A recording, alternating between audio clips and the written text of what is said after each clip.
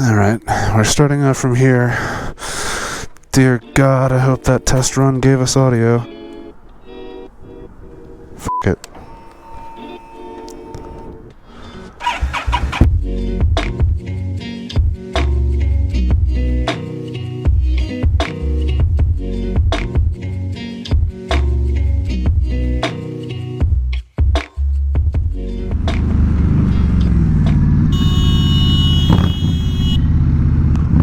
Jesus Christ. People trying to kill me today, man. What is up, people? Just got my oil changed and someone's already trying to take my bike out. Anyways, this is a little bit of a rebuttal video to OpenRoader Chris. Go check out Chris's channel. Great guy. So his video was about how the Indian Scout 60 is the best bang for your buck value as an Indian motorcycle purchase. Well, I'm here today to tell you, no, it's not. I don't mean to be so aggressive, but let's talk about it.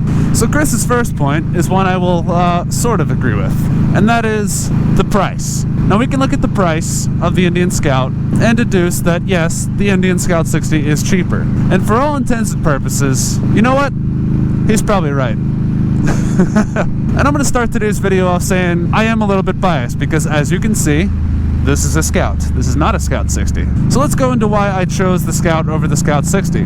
For me, budget was absolutely on the priority list. And right away, the Scout 60 was absolutely right up there on the top of the list. And Chris says all the accessories that fit the Scout will fit the Scout 60.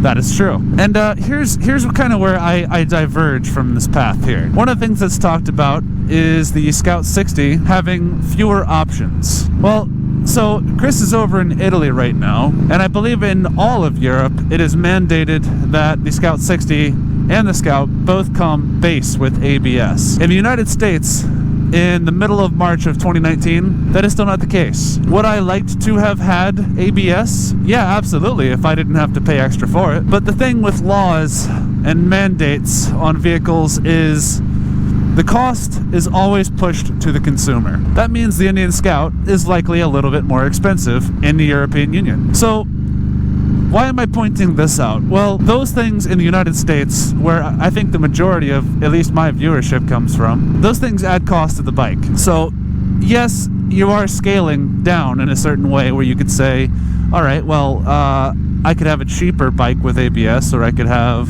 a more expensive bike with ABS. What's the difference? Okay, well, work with me here. What we're doing is we're going in and looking at options. So for options, Chris mentions the paint. And that is true. There are fewer options for paint schemes than there are the Scout. Oh my God, please get your farm use truck off the road. I'm sorry, I just don't want to go behind this guy anymore. Good thing I can pass him up here. So options with the Scout paint. I think that's changed. In 2019, there are a lot more options than the Scout 60 started with in terms of paint schemes. Because at first, you couldn't get red. If you wanted Indian red, you needed an Indian Scout base. That's not true anymore. There's a black and red scheme now. There's also black and silver. There's solid black. Best choice. And I'll say right now, that is the best looking Scout. If all you want is looks, that's the bike for you right there, man. However, there are more options between the two now, and the Scout has certain paint schemes that you can't get, like that awesome cream and green. I love that paint scheme, man. It's not exactly for me, but I love it. So let's get to the elephant in the room between the two. Engine size. The Scout 60 has a 999cc V-twin. The Scout has an 1133cc. Are there differences in power? Yes. Will you notice them? Well, that depends. Have you literally just gotten off of one and gotten off of the other and test-ridden them both? You may have felt the difference. And that's actually what turned me onto the Scout, because I had my dealer talk to me saying, yeah, and I know dealers, their job is to sell things, but he was saying on the highway, you do notice it. And I think that's something less about engine size than we need to talk about, more with the transmission. The Scout has a 6-speed transmission. The Scout 60 has a 5-speed transmission. What's different about the two bikes? Well, the gearing is basically the same. However, you are missing 5th gear from the Scout in the Scout 60. So you go straight from the gear that I've been traveling in this entire time to feel comfortable. That's 4th. You can cruise like this all day just fine. Now, I have a bigger engine, so maybe on the Scout 60 the RPMs are a little bit more higher and uncomfortable. That's your highway passing gear. And if I was on the Scout 60 and I wanted to just get up to cruising level, right there, I'm below $3,000. I don't like that. And you can feel the bike chugging just a little bit. I can feel the surge through the bars that the engine is working harder than it wants to at 50 miles an hour. Granted, let's get up to highway speed. Here I am in 5th gear, in the gear that I love for passing. 70 miles an hour, 3,800 RPM, exactly where 6th gear should be. That's 4th gear. Fine for passing if you don't mind ringing it out, but let's demonstrate a reason why I definitely chose the Scout over the Scout 60.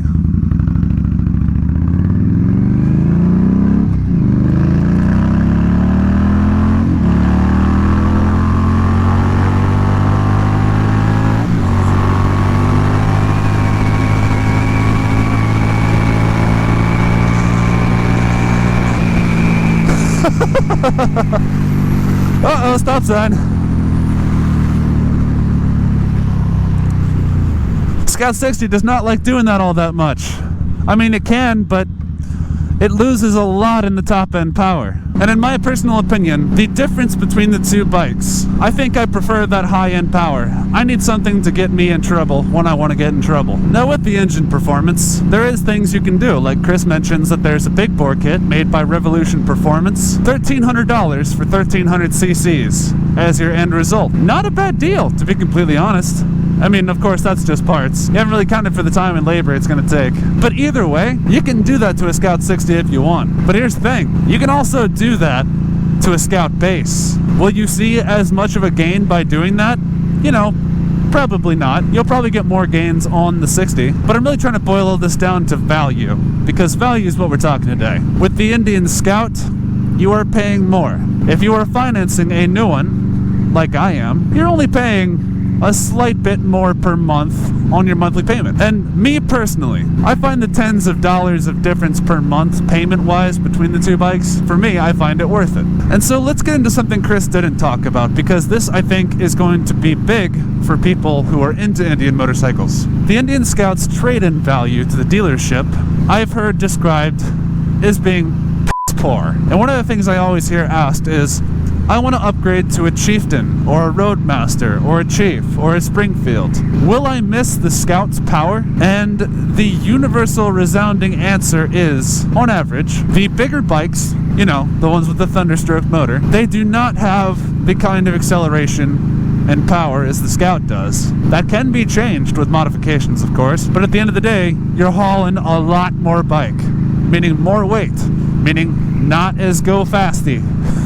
So what they tell you to do is pay off your Scout and then get a Chieftain or whatever you want and then start making payments on that. So given the choice for your go-fast bike or a round-town ripper, would you rather have the less powerful motorcycle with one less gear that I'm using right now because it feels natural? A lot of people will be going through that.